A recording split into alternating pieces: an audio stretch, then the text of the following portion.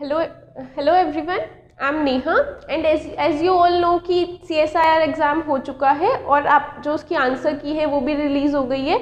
सो अब जो next target रहता है स्टूडेंट्स का CSIR एग्ज़ाम के बाद, that is gate exam. And chemistry के लिए जो गेट एग्ज़ाम है दैट इज़ ऑन 6 फरवरी।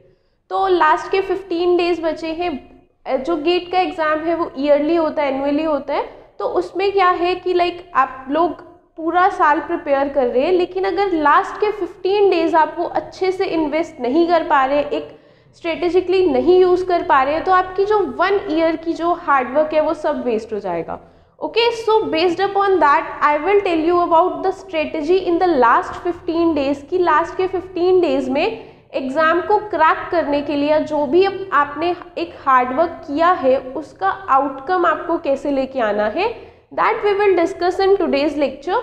तो अब सबसे पहला जो टिप है वो ये है कि अभी तक आपने जितना भी स्टडी किया है, जो भी टॉपिक्स आपने कवर किए हैं, बस आपको वहीं पे अब स्टॉप कर देना है। आपको आगे और टॉपिक्स नहीं कवर करने। The reason for that is, अगर हम गेट के एग्ज़ाम की बात करें तो हमारे पास जो गेट का एग्ज़ाम है 100 मार्क्स का है एंड उसके लिए जो कट ऑफ है दैट इज़ अराउंड 30 मार्क्स। अगर क्वालिफाई करने की बात करें तो एग्ज़ाम क्वालिफाई करने के लिए आपको 30 मार्क्स स्कोर करने हैं, that will be all. Okay, इसके नियर अबाउट ही कट ऑफ जाती है। तो 30 मार्क्स स्कोर करने के लिए आई एम डैम श्योर आपने इतना सिलेबस कवर कर लिया होगा।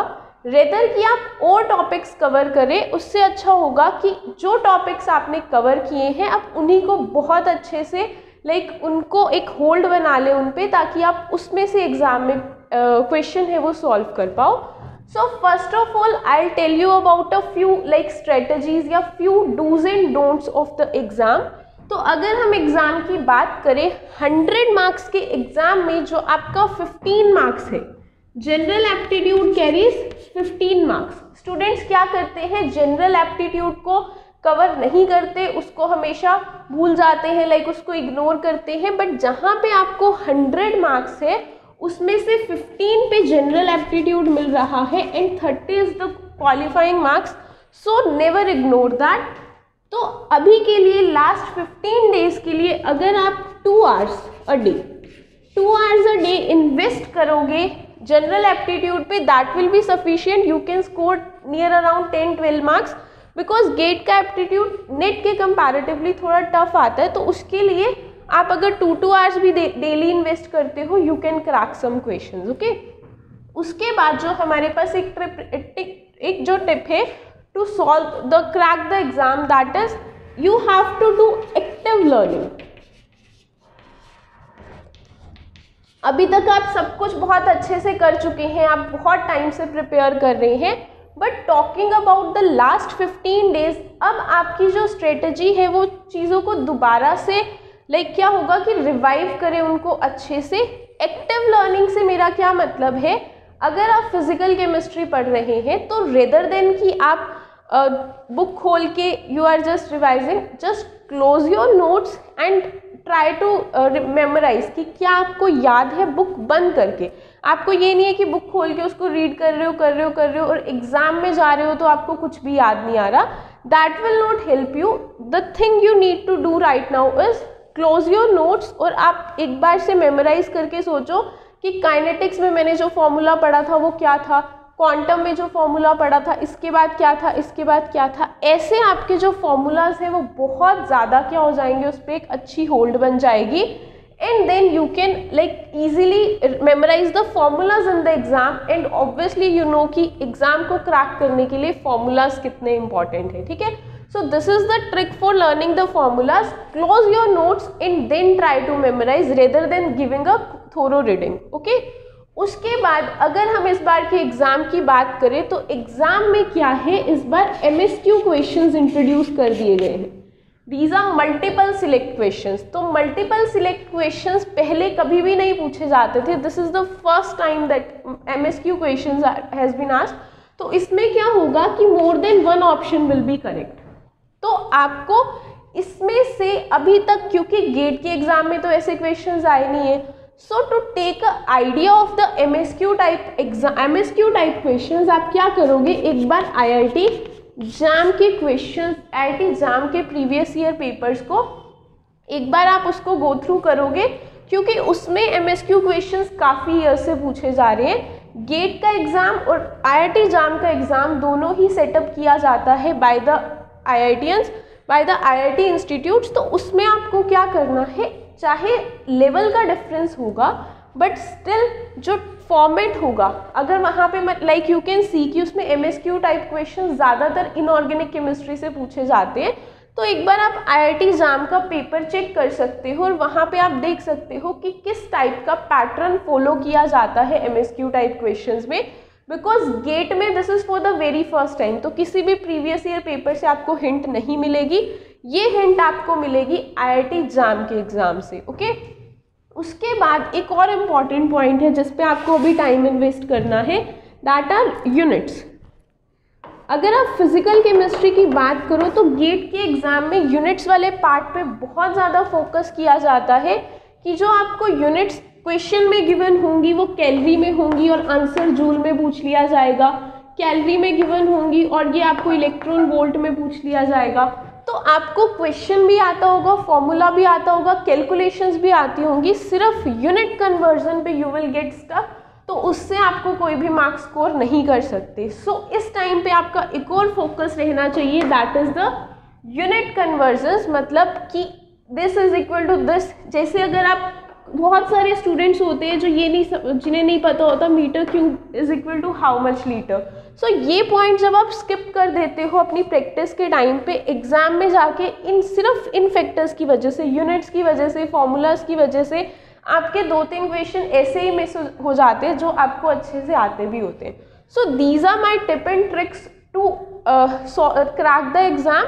Focus on general aptitude, focus on just go through IIT JAM MSQ part, that will provide you a hint of the questions that can be asked. Focus on active learning, formulas बहुत अच्छे से memorize करो, नए topic करने छोड़ दो, बस formulas अभी अच्छे से, और unit conversions are important, ठीक है। तो ये तो वो काम है जो आपको डेली करना है, डेली 2 आवर्स आप इस पे इन्वेस्ट कर रहे हो। फिर कहीं पे अगर यूनिट्स आपको दिख रहे हैं तो वहाँ पे आप अच्छे से उसको देखोगे कि यहाँ से इससे कन्वर्जन कैसे करनी है। फिर IIT JAM पे आप थोड़ा सा टाइम, एक दिन बैठ के IIT JAM पे इन्वेस्ट करो टाइम कि कैसे क्वेश्चंस MSQ पूछे जाते हैं। So these are just tips and tricks to crack the exam. Talking about these topics, these are some topics I have analyzed the previous year papers, और कुछ topics ऐसे हैं जो गेट के एग्जाम में बार बार पूछे जाते हैं, लाइक विदाउट एनी गैप हर साल इस टॉपिक से क्वेश्चन आता है।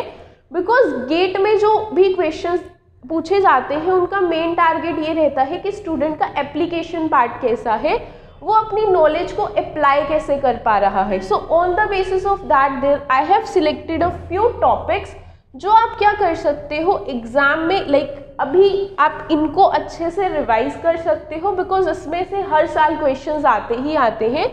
So talking about physical chemistry, physical chemistry में जो सबसे इम्पॉर्टेंट टॉपिक है जिससे हर साल क्वेश्चन आता है, that is the transition state theory.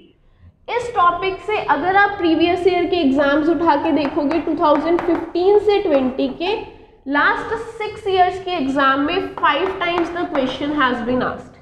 सिर्फ इस टॉपिक से 5 बार लास्ट 6 एग्जाम्स में क्वेश्चन आ चुका है। So this is very important because हर साल क्वेश्चन पूछा जा रहा है इससे।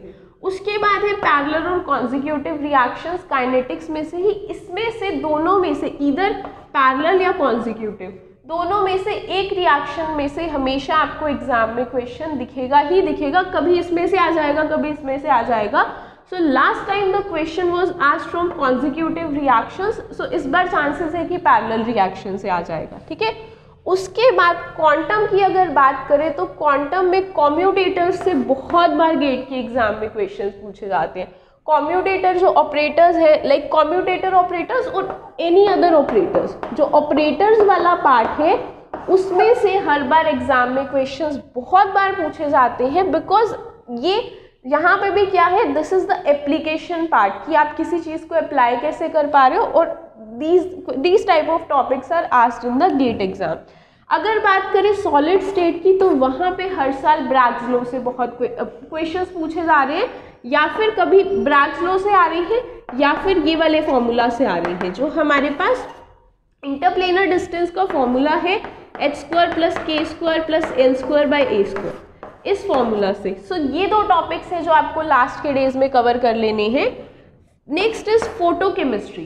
फोटोकेमिस्ट्री की अगर बात करें तो CSIR एग्जाम में कभी क्वेश्चन पूछा जाता है, कभी नहीं भी पूछा जाता, बट गेट के एग्जाम में फोटोकेमिस्ट्री से हर बार क्वेश्चन आता है, और वो भी एक नहीं 2 क्वेश्चंस पूछे जाते हैं। Out of the 55 questions 2 questions are asked from this topic, जिसका अगर आप देखोगे तो 10-15 पेजेस में आपका ये टॉपिक कवर हो जाता है, और इससे हर बार 2 क्वेश्चंस पूछे जाते हैं। सो आपको इस पे भी फोकस करना है। अगर आप पहले पढ़ चुके हैं तो इसको अच्छे से आपको रीडिंग करना है, ताकि एग्जाम में कोई क्वेश्चन आए तो वो मिस नहीं हो। Next are the phase diagrams. अगर थर्मोकेमिस्ट्री की बात करें तो हमारे पास जो फेज डायग्राम्स होते हैं थर्मो के, जिसमें हम प्रेशर वर्सेस टेम्परेचर का ग्राफ है, एंड उसके बाद जो फर्दर हमारे पास इस पे क्वेश्चंस आते हैं कि choose the correct option out of 4, उनके बेसिस पे क्वेश्चन पूछे जाते हैं। So these are the topics जो फिजिकल केमिस्ट्री में से रिपीटिशन पे है। ऑब्वियसली सिर्फ इनसे तो एग्जाम नहीं कवर होगा, बट ये टॉपिक्स वो है जो रिपीटिशन पे है, लाइक हर बार इस पे से क्वेश्चन पूछा जा रहा है। बाकी टॉपिक्स हैं वो अगर आपने कर लिए हैं तो just give a thorough reading again and again and again. Last के 10-15 डेज में आपका सिलेबस कम से कम 3-4 बार रिवाइज हो जाना चाहिए, और जो किया है जस्ट बी कॉन्फिडेंट कि उतना इनफ है, और उसको आप बार बार जब थोरो रीडिंग दोगे तो एग्जाम में आप उसका क्वेश्चन भी क्रैक कर पाओगे। Okay, next is organic part. अब ऑर्गेनिक में आपको पता है कि बेसिक्स आपको आने ज़रूरी है। लाइक अगर हम बात करें OMC की, if we talk about GOC, general organic chemistry, ये सब चीज़ें अगर तो अभी तक आपको आती होंगी, आपको रिएक्शंस का मैकेनिज्म आता होगा, देन तो इट्स गुड। अगर नहीं आता है तो लास्ट के 10 डेज में you can't learn general organic chemistry. तो इस टाइम पे आपका फोकस मेनली यही रहना चाहिए कि जो मैंने किया है, लाइक जो मेमोराइज करने वाला पार्ट है वो आपको बहुत अच्छे से कर लेना है। और मेमोराइज करने के लिए इस टाइम पे है आपके पास नेमिंग रिएक्शंस। जितनी भी नेमिंग रिएक्शंस आपने अभी तक की है, daily revise that, so that आप उनका रिएजेंट, उनका जो भी प्रोडक्ट रिएक्टेंट है वो आपको बहुत अच्छे से पता हो। एंड ये 2 पार्ट्स आपको, बिकॉज रिएजेंट से उस गेट के एग्ज़ाम में बहुत बार क्वेश्चंस आते हैं। उसके बाद रही बात NMR पीक्स की, तो आपको पता होना चाहिए कि अगर CH3 है तो इसमें हाइड्रोजन की पीक कितने पे होगी। अगर कपलिंग है, ortho coupling, para coupling, Meta coupling, जो J वैल्यू है वो कितनी होगी। अगर आपको न्यूमेरिकल वैल्यूज़ ही नहीं याद है तो आप कभी भी क्वेश्चन सॉल्व नहीं कर पाओगे। सो अभी के टाइम पे आपका फोकस रहना चाहिए, जो कर लिया, जो अब उसको क्या करना है, आपको ये मेमोराइजिंग वाले पार्ट पे ध्यान देना है। NMR की पीक्स आपको अच्छे से आनी चाहिए, and same is applicable for IR peaks, मतलब कार्बोनिल का जो बॉन्ड है उसकी कितनी पीक है कीटोन में, एस्टर में। ये क्वेश्चंस बहुत बार NAT टाइप क्वेश्चंस में NAT टाइप क्वेश्चंस में आते हैं, based upon the IR stretching peaks. Okay, so ये ऑर्गेनिक का वो पार्ट है जो आपको मेमोराइज करना है, बिकॉज अगर आपका ऑर्गेनिक का बेसिक्स अच्छा है तो वो अच्छा है, वो आप अब 10 डेज में you can't work on that. So last के 10 डेज 15 डेज में हमारा जो मेन फोकस है वो सिर्फ चीज़ों को मेमोराइज करने पे रहना चाहिए। नेक्स्ट अगर इनऑर्गेनिक की बात करें तो इनऑर्गेनिक में ESR स्पेक्ट्रा, उससे हर बार एग्जाम में क्वेश्चन पूछा जाता है। आपको कोई भी मॉलिक्यूल दे दिया जाएगा और उसकी आपको ESR पीक्स निकालनी होंगी। सो वो आप कैसे निकाल सकते हो, एक सिंपल सा फॉर्मूला है 2Ni+1। बस स्ट्रक्चर गिवन होगा, उसकी ESR पीक्स निकालनी है तो वो आप बहुत इजीली निकाल सकते हो, एक ही फॉर्मूला है उसके लिए। सो ESR में से हर बार क्वेश्चन आता है। नेक्स्ट आर द वेट नॉमेनक्लेचर्स और बोरेन्स, इनकी जो नॉमेनक्लेचर आती है ये भी गेट के एग्जाम में हमेशा पूछा जाता है। आपको 5, 6, 7, 8 जितने भी स्ट्रक्चर्स गिवन होंगे, कंपाउंड्स गिवन होंगे, आपको क्या करना है, बताना है कि इनका स्ट्रक्चर कैसा, क्लोजो है, नीडो है, अरेक्नो है। इस पे हमेशा गेट के एग्जाम में क्वेश्चंस आते ही आते हैं, और इसके लिए क्या है, एक प्रोसेस है। First step is this, second is this, third is this. अगर वो स्टेप्स आपको अच्छे से आते हैं then you can easily predict the structure और फिर उससे you can score the marks. Okay, उसके बाद है हमारे पास टर्म सिंबल्स। टर्म सिंबल से भी आपको जो टर्म सिंबल्स हम निकालते हैं of the form 2s+1 LJ, ये जो टर्म सिंबल्स है इससे भी एग्जाम में बहुत बार क्वेश्चन आता है, तो ये भी आप कर लोगे कवर, तो इससे भी आप मार्क्स स्कोर कर सकते हो। Last is bio inorganic.